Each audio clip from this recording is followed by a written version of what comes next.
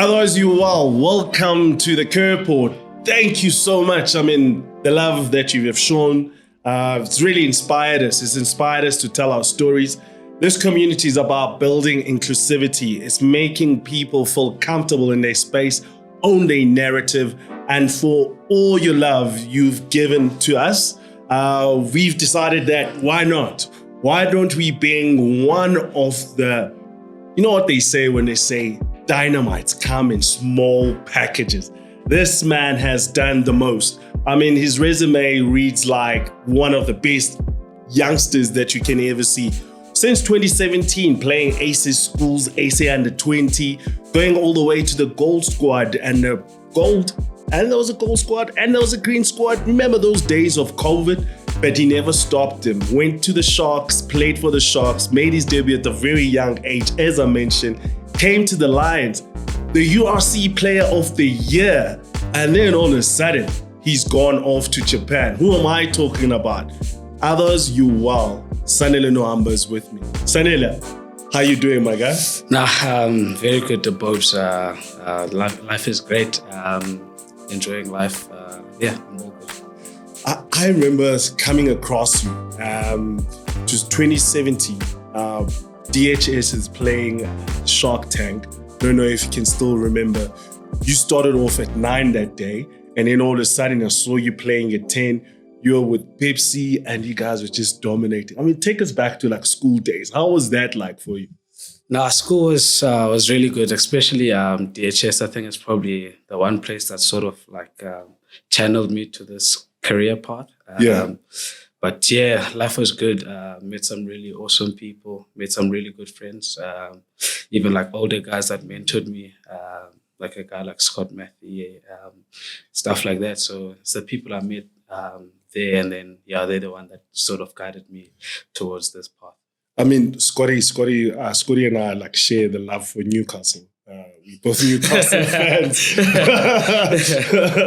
So, I mean, we share the pain, we share the glories. Like only last year we won a cup after 70 years, which meant we've never seen a cup win. So, I mean, I've got so much time for Scotty. We had this rivalry against him where he used to play for Leeds up in the UK, and I was still in Newcastle. And just like having him around and someone who has played and to have him as a coach, as a scrum half, how much did that help in terms of like just getting almost like the crib notes to being a pro? It was really good. I think it was my cheat code sort of thing. It was really good for me. Got the just after Grand Como when I was 16. So he came back after retiring back to school. And then started working with him at the age of 16 throughout high school. And also we were very close, tried to get as much knowledge as I could get from him and get him to share some sort of insight on how to become better every day, especially playing 9. And then, he was really good for me. Another thing that's quite interesting, I mean, you're from Alice, Etienne. How did you go from Alice to being at Durban, DHS? It's a long story. Obviously, I was at Alice at a small primary school called Davidson. So we're still playing a lot of sports, like different sports, soccer, cricket, rugby. And obviously, I never meant to like go into this career, and then I was at grade 7, and then one of the cricket coaches from Dale, Dumbards. Yes. So he came to watch some cricket tournament at Alice, and then it was like because I was like a year younger than, so I was 12 in grade 7. And then he's like, "Do you want to come to Dale Junior and repeat grade 7 again?" So I was like, I'll just go to Dale College and just study. That's what my parents wanted anyways. They didn't want me to play. Just play sports to have fun, but like not to like... It was not a... So just chilling there for a couple of months. And then obviously when you're in Alice, Dale is like this big school. Yeah. You always want It to still go is. there. So yeah, I think that's how it started, and then I managed to convince my dad. I was like, Yeah. Can do grade 7 again. I'm 12. I'll be 13. I'll be at the right age now. And you know our folks, so they don't want to. Yeah, they don't.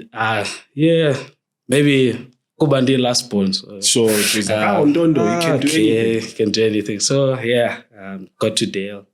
Played a bit of sports. Played cricket as well. Then also got a cricket scholarship to DHS through Mr. Chan. Sure. I think he's done at Dale now. He's back at Dale. Yeah. So he was at DHS at the time. So yeah, I got that opportunity through him because he came back to Dale to watch Eriza, and then so we played there, gave me a cricket scholarship, and then that's how I ended up at DHS. So like like there's always the talk. I don't know what's your opinion on this. Players being poached at school level, being taken from the Eastern Cape to, it could be Western Province, it could be Durban, KZN, Johannesburg, Pretoria. What is your take on that thing? My take, from my personal, from your personal experience, and even just what you think of it.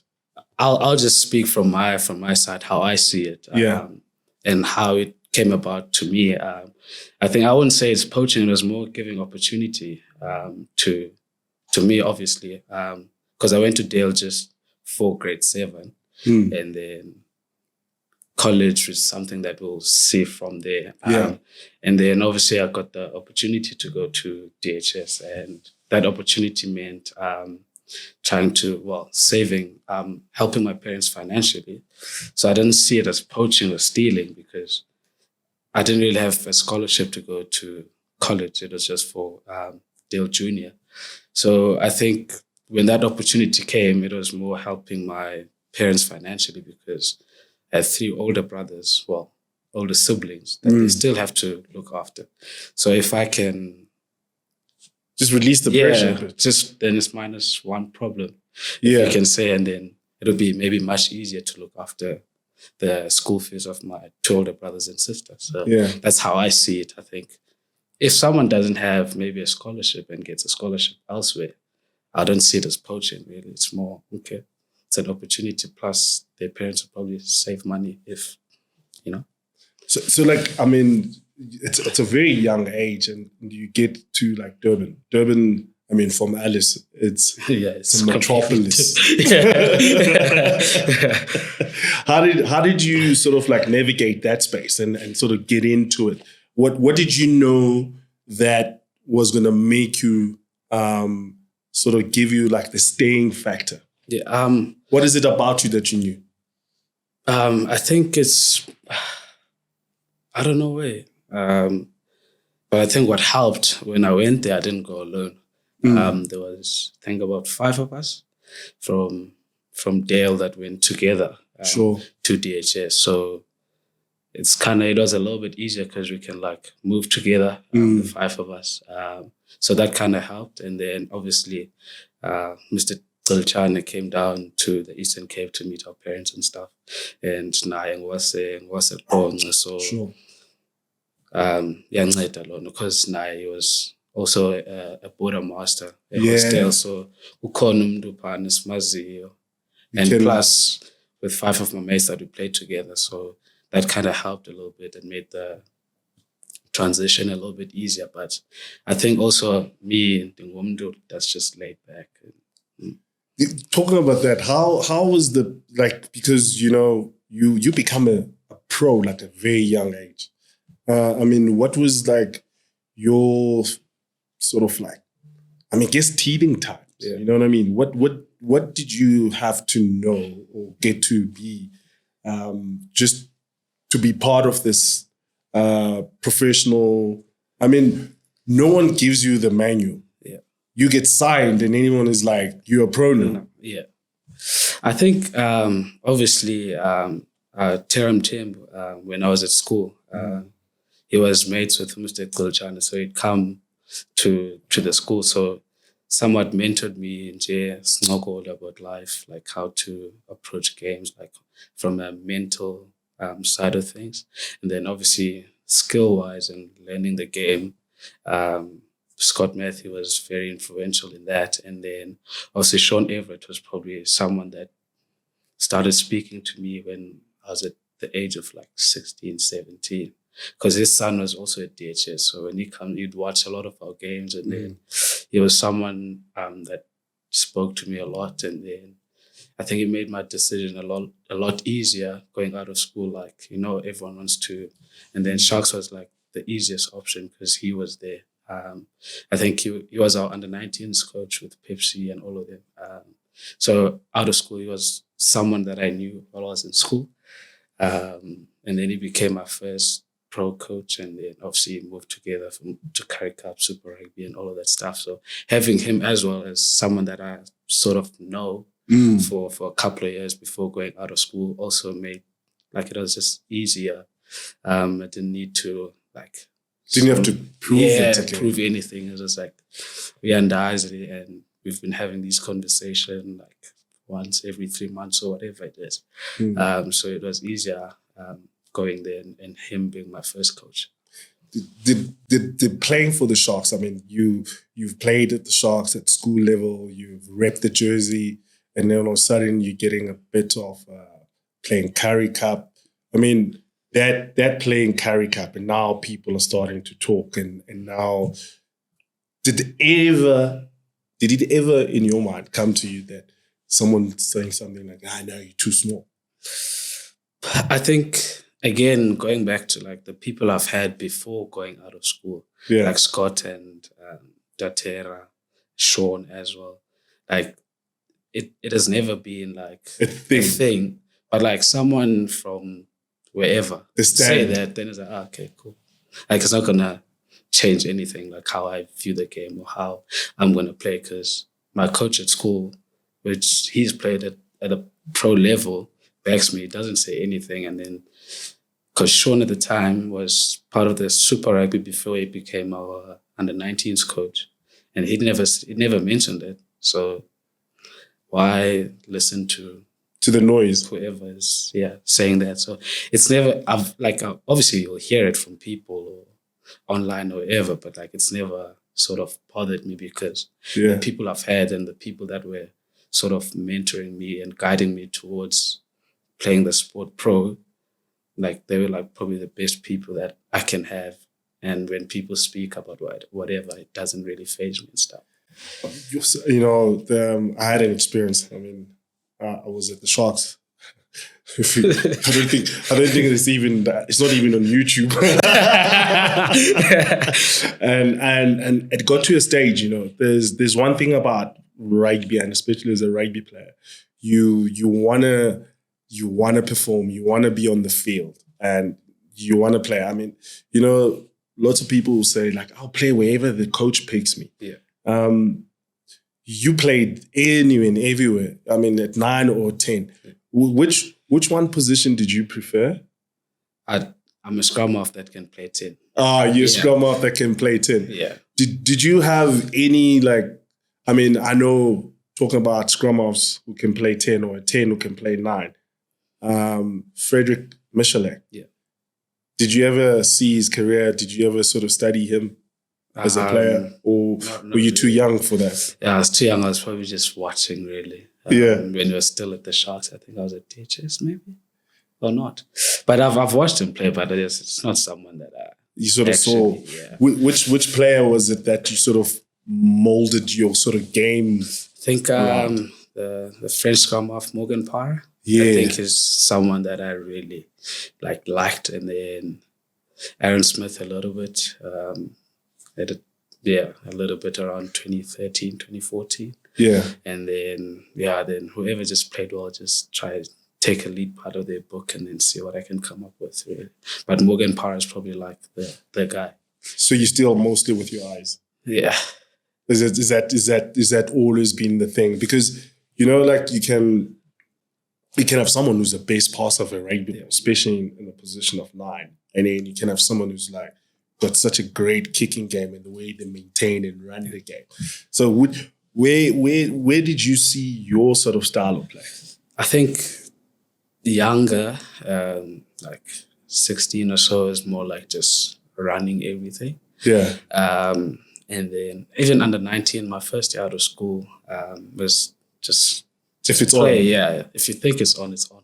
You just speak to me. Let's go. Yeah. But then obviously, then after then you get to play SA under 20s, which was more structured. And then that kind of helped before we went to the World Cup, because we were in Stellenbosch for 6-7 months before we actually went to the World Cup. So you kind of get used to the more structured game, understanding when to kick, when to run, when to pass, stuff like that. And then obviously at the Sharks as well, when you came back from the World Cup and then into Currie Cup, and then it was more obviously understanding. And then obviously Sean was there, and then Louis Schroeder was playing behind him as well. So he kind of helped me like understand and like the feel of the game, because sometimes as when you're younger, you're excited, just chasing highlights packages and stuff. But yeah, obviously, Louis Schroeder was someone that also helped me a lot in terms of understanding to do what when. Yeah. Without obviously taking out your X factor as well. I mean, you're at the Sharks, you're playing pro ball, and then all of a sudden you're not getting game time. I mean, what type of hole did you feel you were in? Yeah, I think at the time, obviously, as a player, you're always right, you're never wrong. Obviously, upon reflection, once I've left the environment, I realized like at the time, like I was inconsistent. I didn't say, not lose form, but inconsistent, like have 2 good games and then like have a mid game or just below average game, and then but you're like, nah, but the last 2 games I played well. Then this game, and then obviously Jaden was playing really well at the time. Grant was also playing like really good. So obviously, and they were consistent at the time, and then decided to need a change of environment. And how I mean, when you look at it, and I mean, now perspective is like hindsight, 2020 vision. Yeah. What do you think the inconsistency was brought about? What was it? I'm not too sure. I can't pinpoint it actually. It's obviously expectations from your coaches, from yourself, and then once you don't meet those expectations, the coaches have to hold you accountable to the standards that they hold you at. And if you don't play at that level, you have to sort of bite the bullet. Yeah, bite the bullet, find a way to get back to those standards, or if not better.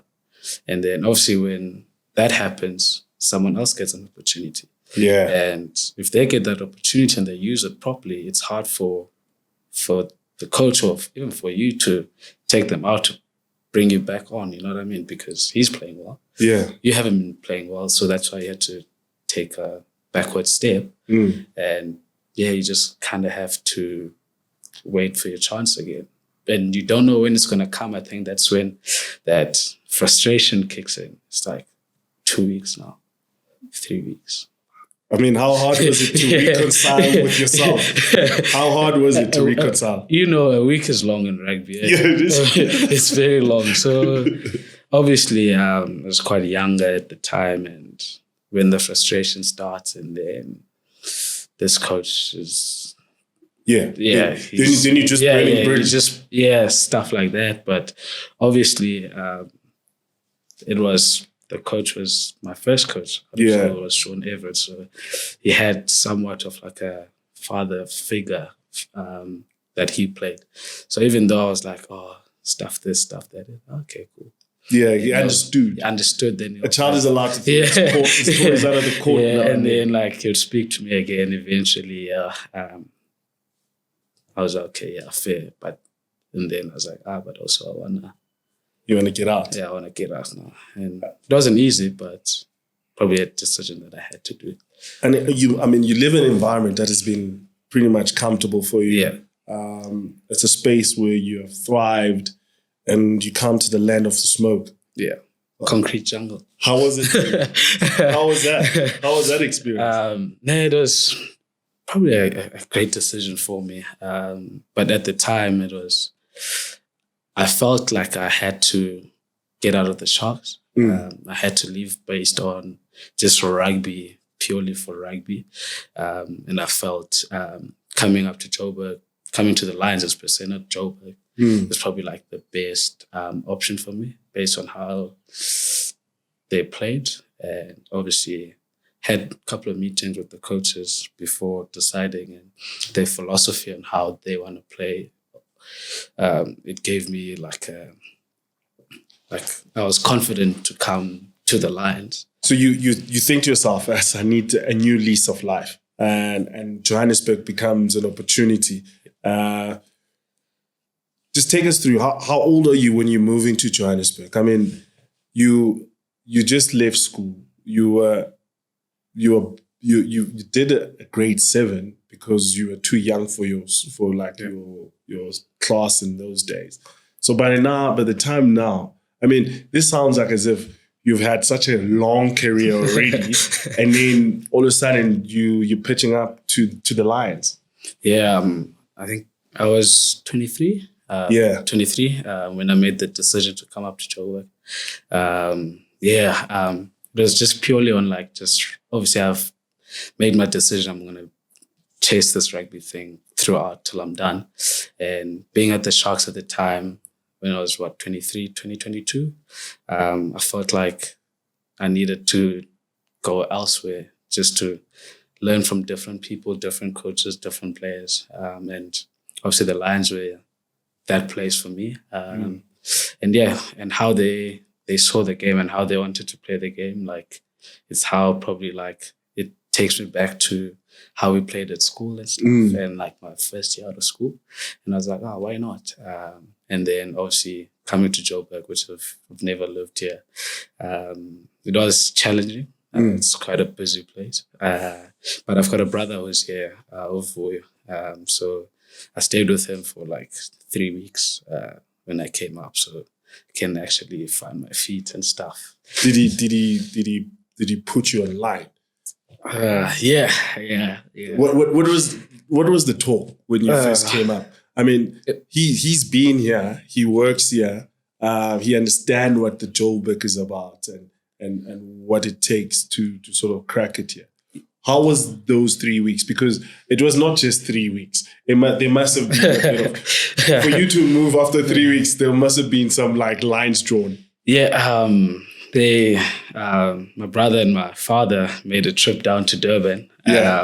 Before, obviously we spoke about it, and I was like, this is what I'm trying to do. I need to get out of here. They're like, your career, go for it. We'll back you and whatever. Signed my contract, and then obviously I was still in Durban, and then obviously they made the trip down to Durban. My dad came from Eastern Cape, and then he came from Joburg, and then picked him up at the airport, went to go watch one of the Sharks games, chilled, and then we had dinner. How was that dinner?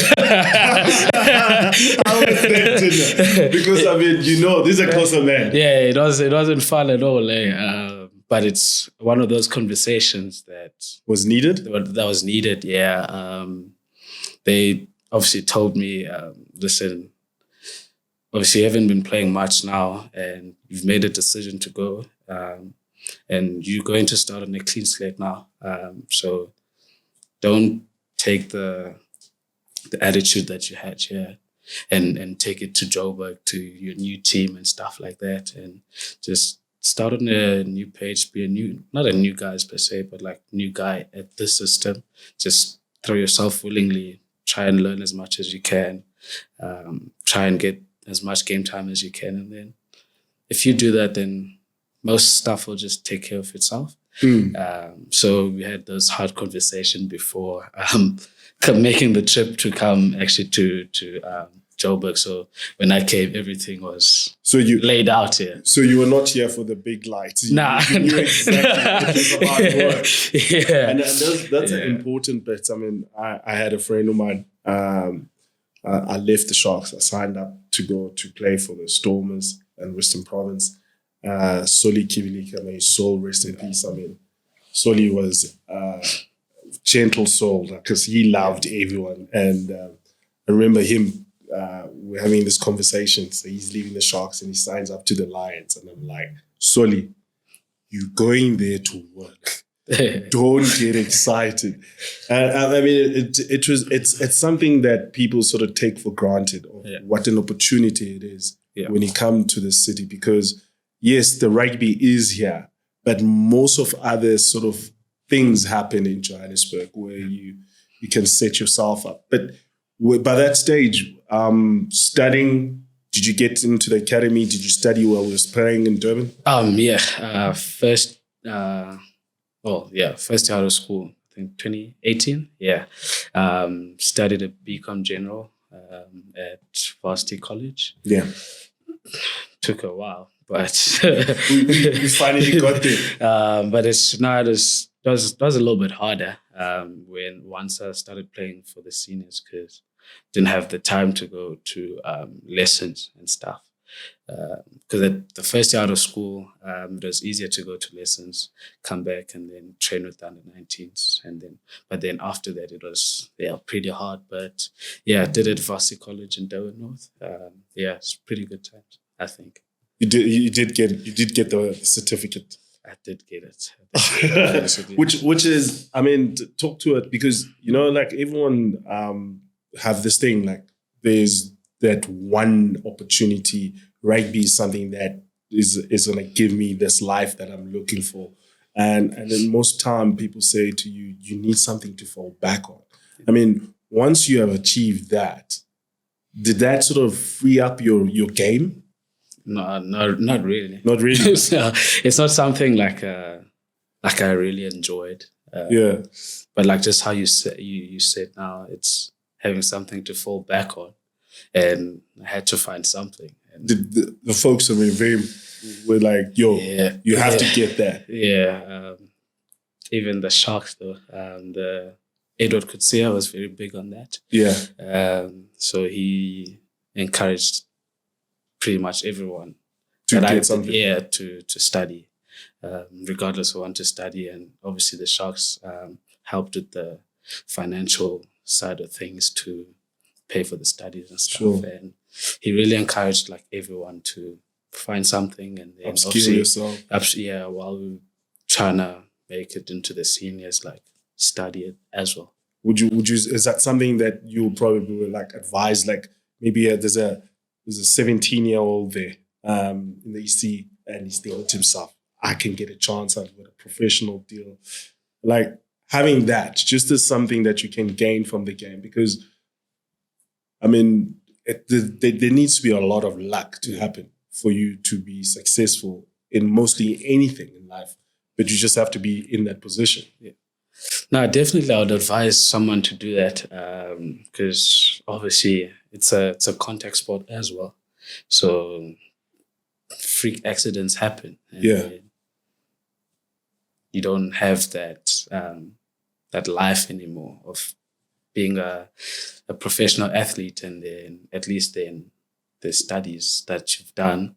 Hopefully that doesn't happen, but there's stuff that can happen, or sometimes like not everyone makes it because the sport is pretty cutthroat. So not everyone makes it all the way. So if that happens to you as well, at least you still have that.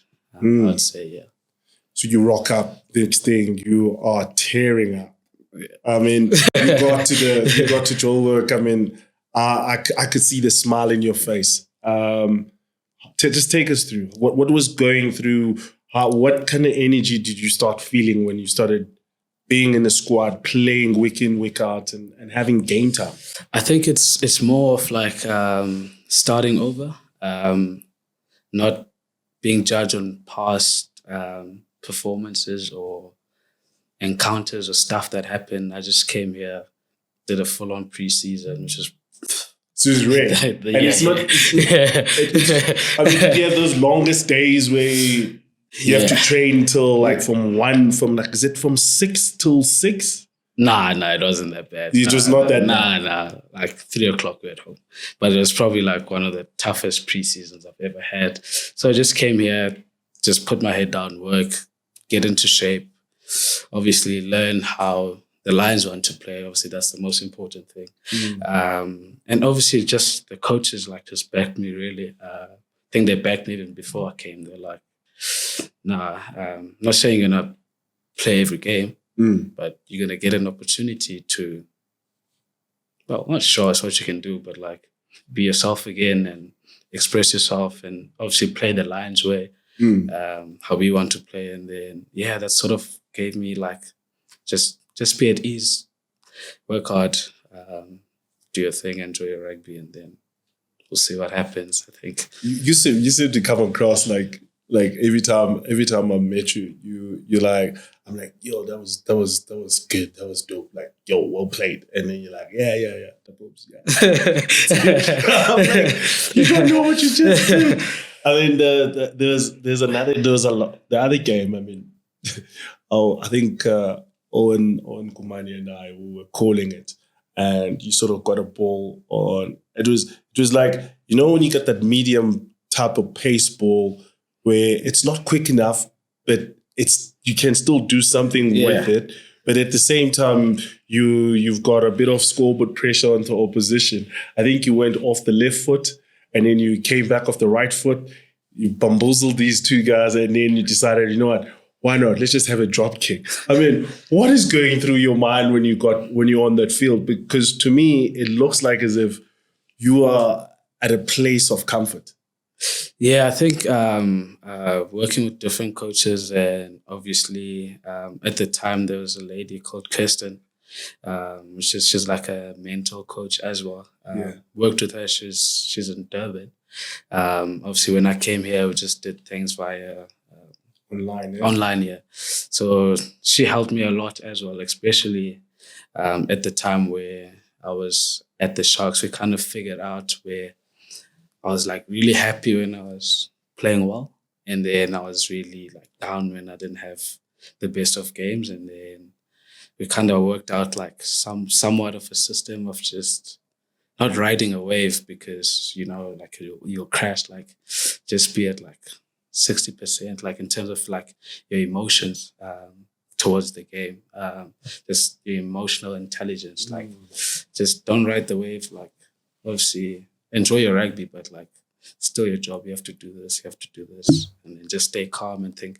Once I've kind of grasped onto that, what we're trying to figure out, I think it sort of gave me like mental clarity. Can think clearly, can think easier, can see things for what they are, instead of putting emotions towards an action, and then, because you can't play with emotions for 80 minutes, you know. You just need a clear head, and especially at 9 and 10, you need to make a lot of decisions as well, so you can't really be too emotional about stuff. So just cruising at 60%, you're good. Yeah, I love that. It's something that I choose to live by. It's called evenkill. So you just stay evenkill. It's the highs can't be too high, the lows can't be too low, because you know, you don't want to be in that space, like the emotional space where you crash, or you too high that you almost like feel like imposter syndrome when you think like, geez, something bad has to happen because I can't be having this high, instead of being like, this is what I do. Yeah, I think that what we're talking about now, like riding the wave, I think at the time at the Sharks where I wasn't playing, then that's when you felt that. I was like, but when everything was nice, it was really nice. Yeah. So I think having like those people around you that can, sometimes you can't really see the problem. So you need someone from the outside, maybe. Just to be like, say, check it out. Yeah, so having her as well, Kirsten, she really helped me a lot about like just the mental side. Yeah. That is quite an interesting bit, because not too many, I remember growing up, and I mean, I don't know if he coached you. So JP Peterson. So JP was a junior the Sharks at that stage. And there's a guy called Team Good Enough, who's a mental psyche a doctor who helps with mental strength and all of that. And I was like at that stage now, when you look behind and you think to yourself, okay, the end is quite near, but you know what I mean? I've done a bit. So I'm reaching like a stage where I'm thinking to myself, now I want to make those big decisions. I want to move and I want to do this. And rugby is frustrating because you've ridden these waves and you've never had this sort of mental support and all of that. So when Tim sort of came and did his presentation, he was talking to it felt like for me, he was talking to me. Yeah. And then to think for a 19-year-old JP Peterson, he's sitting back there, he's like, what's this guy on about? Like, what is he on about? And then it was funny to see how at your different levels of your game in rugby, or even just, I guess, in life, there's that youth exuberance and that youth sort of bravado that sort of carries you. And then it doesn't feel like, it's like, you can't be touched. It's like, nah, come on. This guy's trying to tell me how to prep myself. Am I over-psyching myself? I mean, how important has it been now, especially rugby being such a full-blown thing? I mean, you think about the Springbok as a brand, it's a massive brand. You think about the pressures of the double World Cup winning Springboks, the representing and playing for South Africa, the responsibility, I'm trying to make it emotional, the responsibility of the younger people looking at you and saying, you know what, I want to be like Sanele one day, and having to make sure that you can just show up to not to the people or the pressure, but show up to yourself. I mean, that knowledge of self. Yeah, I think it's important knowing yourself to start off with, and like it doesn't really need to be like a professional, maybe mentor coach or whatever it is, but having people that you trust and people that are in your circle that know you for who you are, and they always hold you accountable if you sort of derail, like, this is not you, this is not how you do stuff. And I think having those people as well, like your close circle, the people you trust, I think they sort of like help you in that journey of like being able to know who you are and know what your values are.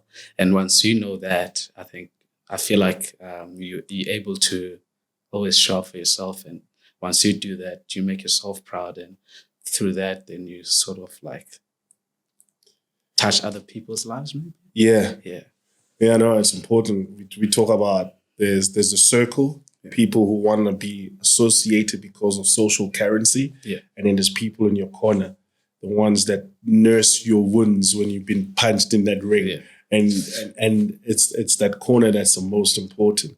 I mean, you become the URC Player of the Year.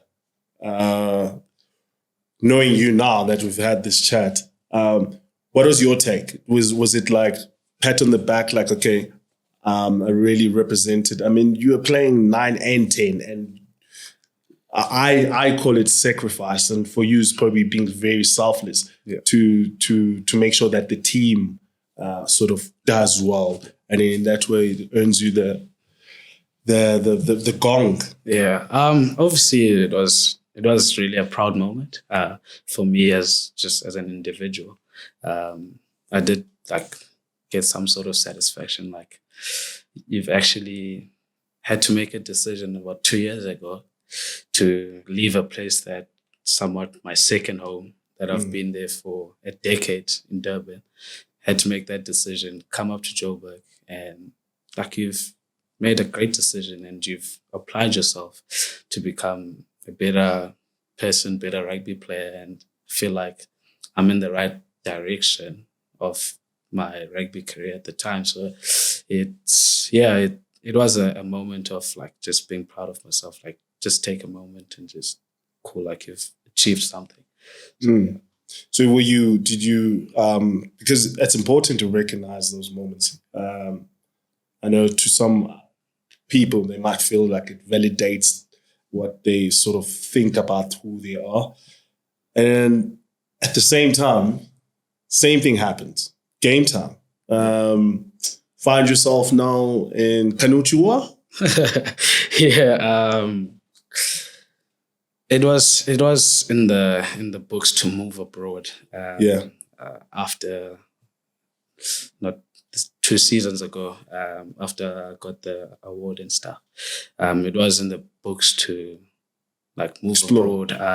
Because South Africa is all I've ever known, but I didn't know I was gonna go to Japan. Yeah. But I had like 1 more year left in my contract. I was like, see this out and then see what opportunities might come. And yeah, a couple of opportunities came, and Japan was probably the one for me in terms of how. I wanna know now that the opportunities did come. I mean, we already know that you are with the Blue Rebs in Japan. Where else was the interest?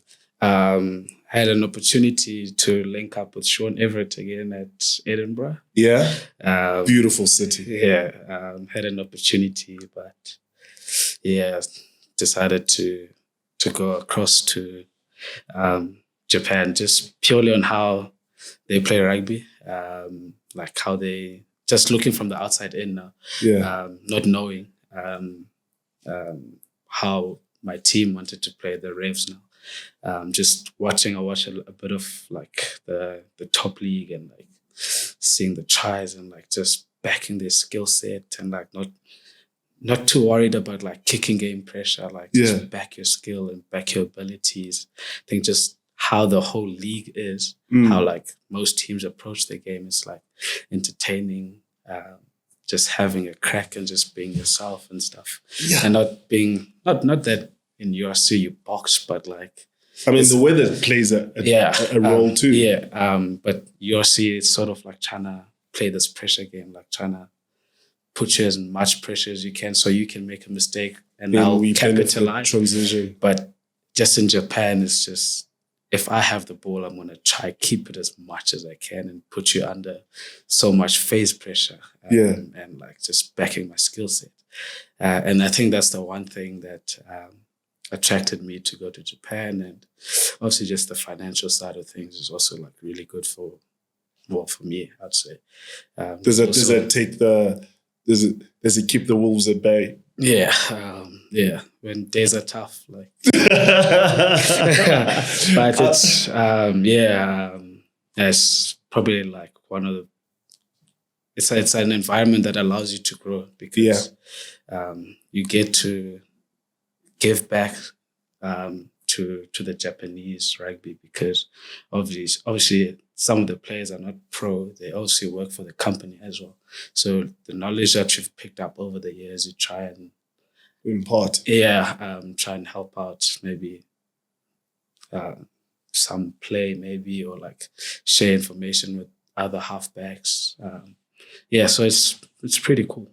I mean, just checking your squad: Semi Radradra, Charles Piatal, Kwagga Smith is your captain, Sylvan Mahuza.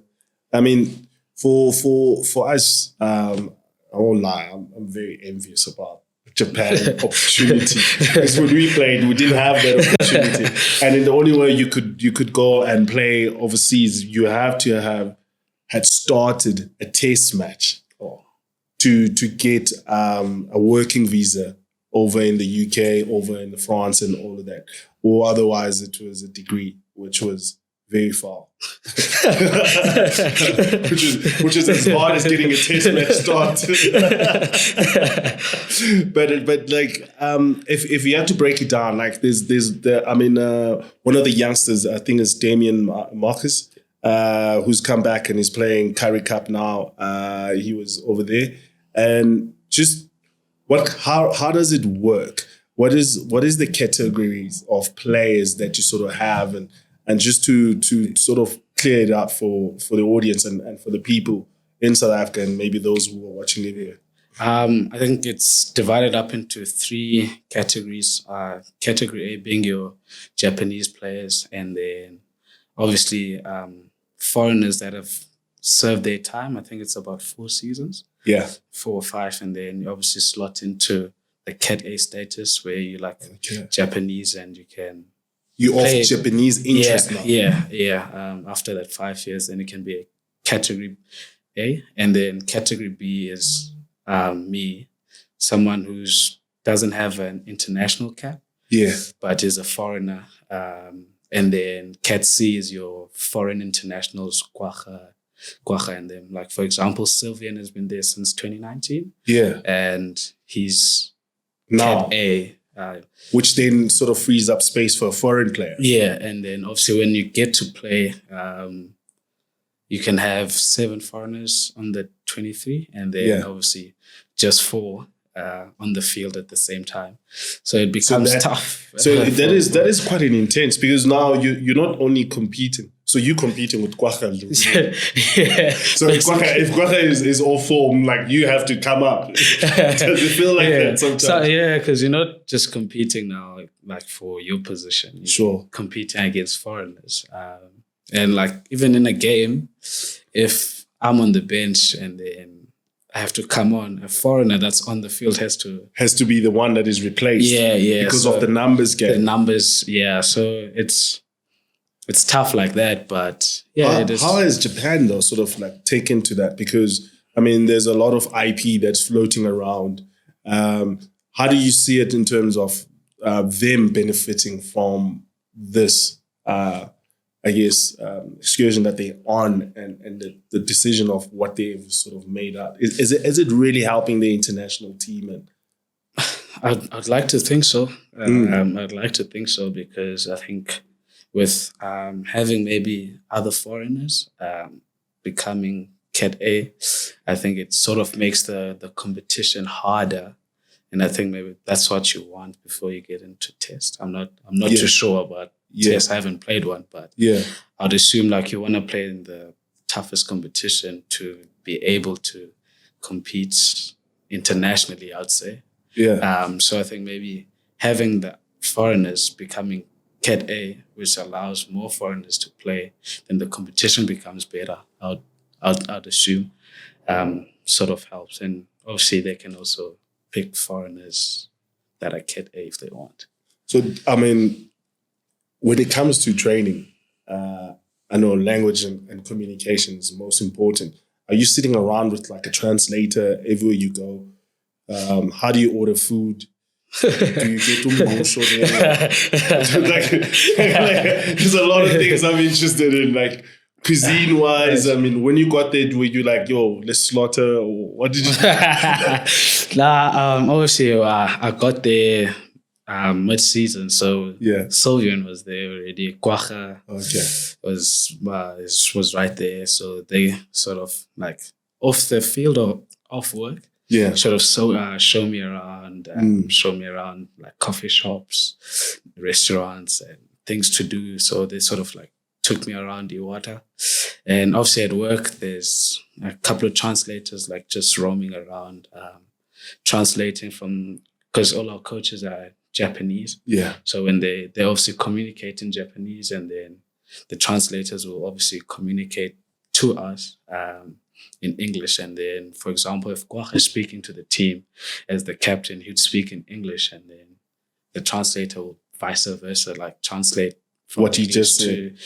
So that helps a little bit. Well, not a little bit, a lot. It helps a lot. Comms is important. And obviously like restaurants and stuff. I've got Google Translate on my phone. So you're like, this. What is it? Is it a frog? And obviously the club also helps.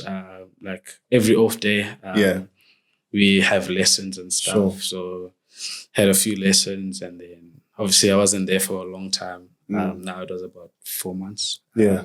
So I didn't really.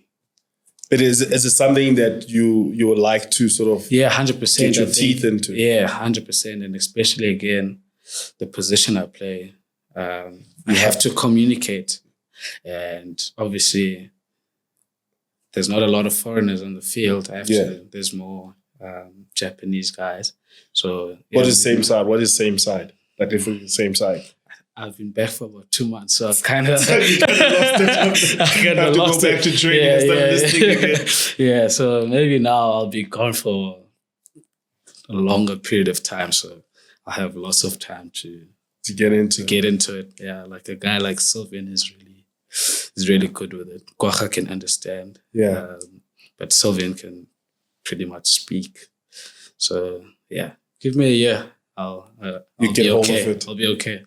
I mean, Sanele, I know that one of your ambitions is to see yourself repping for your country, getting your Springbok cap.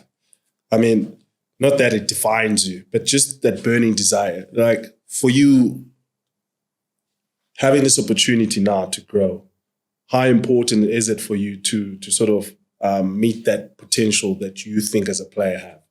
Yeah, obviously, that's probably a dream that will never die. Probably will die once I've retired. But other than that, I think being in Japan now, I get to like start over again, like just learn a different way of seeing the game, which kind of helps, you know. Like a guy like Jesse, if you watch him play now, he's probably playing the best rugby I think he's playing. And maybe, I don't know, maybe it might be him playing in Japan. Maybe, I don't know. But I think being in Japan gets me to like learn a different way of seeing the game. Learning a game from other players, because there's also New Zealanders, Tongans, Fijians that obviously they have their own way of seeing the game, and you just take bits and pieces from someone and then trying to see what you can come up with. And I think the more you know, the better you'll be able to perform. I think from my perspective, I think the more knowledge you have, the better decisions you'll make. So I think being in Japan gives that environment to share different philosophies from people from different places. Sanele, I mean, first of all, I mean, you've had challenges. This game for you is a game that has not just challenged you in the way physically. There's a lot of people who sometimes maybe sort of lack that motivation because someone might have a point of view that too big, too small. You're not from the right side of the tracks. And what is your sort of parting way if you had to sort of talk to someone who's either going through a tough time and not seeing their value at that time, just to move them out of whatever darkness they could be in? Yeah, I think I'll probably say there's something my father used to say to me is like the hardest workers make the better rugby player. I think it goes without saying. I think putting in the yards, I think working hard, whether it's your skills, your fitness, your condition, or whatever it is, I think if you put your body in the best shape possible, I think that's the best start. Because obviously it's a physical game, and then obviously just from the mental side of things, I think having people around you that care about you for who you are, I think it sort of helps the mental side of things. Just being mentally strong, and obviously there's adversity in rugby. Sometimes I could be the coach and you be the player, and you're a brilliant rugby player, but it's just not my type of player, and there's nothing wrong with you. And then keep working hard, and opportunity will come elsewhere from a different coach or different union or whatever it is. Like, I think if you just keep working hard, you'll get an opportunity elsewhere, and someone that backs you, or someone that will see something maybe someone else doesn't see. And obviously, it's something you've probably heard before, regardless if you're big, small, tall, or short. That is fine. That is a fine, but carry on. But it's been said from grassroots levels, going up to like pro, like you can't measure the heart, and it's something that if you have that, you're almost like halfway there, and also just you need someone to back you at the end of the day. But if you keep working hard, someone will back you somewhere. Sanele, I can talk to you, and we are going to chat again. I mean, you know, when they say he is a baller, yes, he is him. Sanele Nohamba, thank you so much for spending the time with the Kerport enthusiast. All the best for the season. I know your trip is coming up soon. Just for you to take the time to come and catch up, a bit of chinwag. Nah, 100%. Nah, thanks for having me, the boss. Nice. It's a pleasure, actually. Pretty good hour, so yeah. Time goes fast when you're having fun. But yeah, I'm happy that you thought this was fun. I mean, it was so much fun. Like, subscribe. It is the Kerport, and this is what we are about: inclusive community.